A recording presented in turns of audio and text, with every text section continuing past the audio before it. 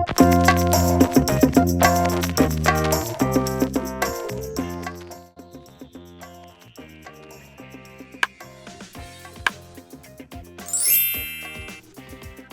guys, welcome back.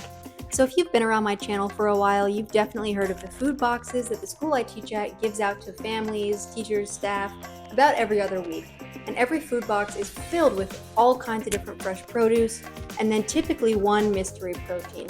I've gotten things like ground turkey, tofu, chicken drumsticks, and all of those things have made their way into at least one of my videos in the past. Today is not going to be any different. In a box a couple weeks ago, I got a bunch of this Pollack. It's a white fish, and we've really enjoyed eating this, but usually I'll just throw it in the oven and bake it. And I've got to be honest, I'm getting a little bit bored of that. So today I want to try something a little bit different. I think I'm going to cook the Pollack, flake it off, and then try to put it in sort of a crab cake or a Pollack cake, if you will.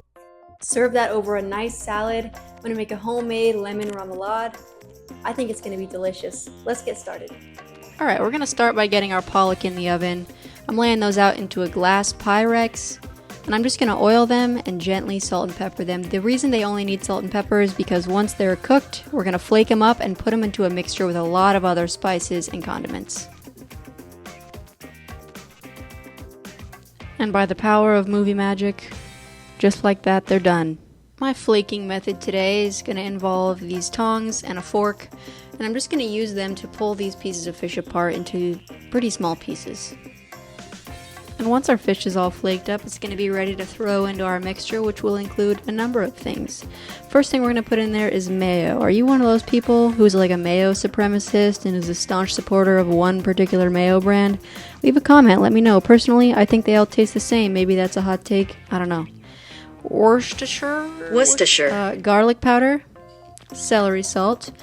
I don't have Old Bay. This would be great with Old Bay, but celery salt is the main ingredient in Old Bay, so we're just going to use that. Some cayenne. Bay leaves would have been nice, duh, but forgot those. And here comes an egg. Now please enjoy this 20-second montage of me cracking this egg like it's the first egg I've ever cracked in my life. Shell everywhere. In my defense, the shell was kind of soft. You know, sometimes you get like a soft egg and the shell just sort of crumbles. There's really no excuse, but if I can make one, that's it. Alright, we're back on track. Let's beat this egg before we put our breadcrumbs in. I didn't have breadcrumbs, so I used some stale bread and I dehydrated it in the air fryer a little bit. It didn't work amazing. I would recommend breadcrumbs, but this got the job done fine. After our breadcrumbs, we're going in with our Worcestershire, some spicy brown mustard, garlic powder, of course, cayenne, celery salt, and of course mayonnaise.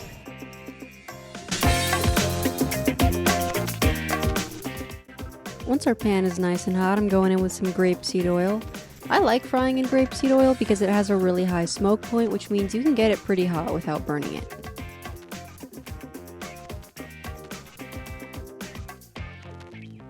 I'm just molding my patties and then I'm dropping them down into my pan. After a few minutes on one side, I'm going to go ahead and flip them over, making sure they don't fall apart in the process. And I'm pretty pleased with how these turned out, actually.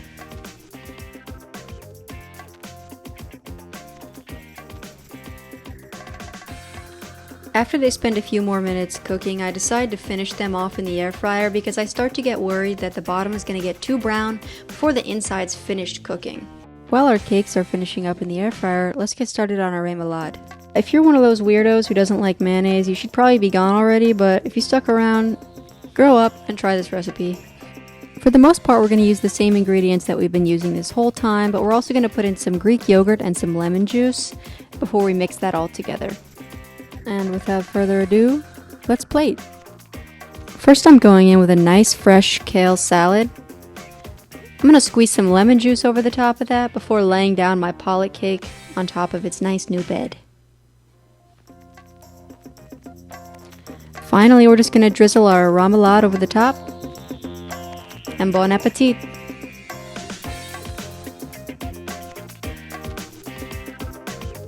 Now for the taste test. And that's a happy girl right there.